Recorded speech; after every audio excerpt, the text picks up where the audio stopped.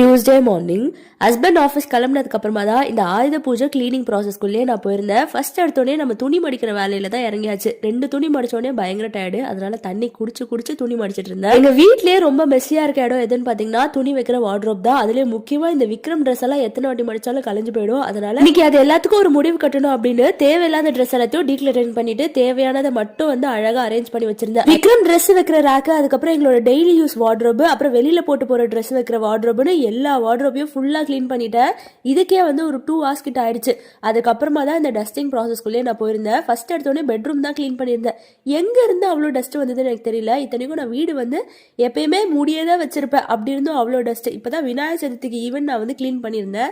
அப்படி இருந்தும் அவ்வளோ ஒற்றை வந்துருச்சு. அது எல்லாத்தையும் இந்த வீடு ஃபுல்லா சுத்தி டஸ்டிங் பண்ணிட்டு வீடு ஃபுல்லா வந்து மாப் போட்டு முடிச்சா. இதுக்கு ஒரு 1 hour எடுத்துச்சா. அதுக்கப்புறமா ஸ்ட்ரைட்டா வந்து பூஜை பாத்திரம் கழுவுறதுக்கு போயாச்சு. இந்த பூஜை பாத்திரம் கழுவுறது கொஞ்சம் கடியா இருந்துச்சு. ஏன்னா 1.5 மணி நேரமா ஒரே இடத்துல நின்றுட்டே கழுவுறதுனால கால் வலி, முதுகு வலி, கை வலின்னு எல்லா வலியும் வந்து போச்சு. அதனால வீட்டுல இந்த லஞ்ச் கிஞ்செல்லாம் நான் எனக்கு எதுவுமே செய்யல. ஆந்திரா மெஸ்ல இருந்து ஹஸ்பண்ட் கொஞ்சம் ரைஸ் வந்து ஆர்டர் பண்ண சொல்லியிருந்தேன். சோ அதுதான் சாப்பிட்டுட்டு ஒரு தூக்கம் ஒண்ணு வந்துச்சு பாருங்க. பயங்கர டயர்டு, ரொம்ப ஒரு மாதிரி போதையா இருந்துச்சு. அதனால ஒரு 4:30 மணி பக்கமா படுத்துட்டு 7 மணி வரைக்கும் செம்மையா தூங்கிட்டேன். அதுக்கப்புறமா தான் நாளைக்கு பூஜைக்கு தேவைப்படுற பூக்கள் எல்லாமே வந்து கட்டி ரெடி பண்ணி வச்சிருந்தேன். இது எல்லாத்தையும் செஞ்சதுக்கு காம்ப்ளிமெண்டா பயங்கர ஃபீவர், அதே மாதிரி கோல்டும் வந்துருச்சு. இருந்தாலும் எடுத்த வீடியோ வேஸ்ட் ஆக கூடாதுன்னு ஈவன் பேச முடியலனாலும் வாய்ஸ் ஓவர் கொடுத்து அப்லோட் பண்ணிட்டேன்.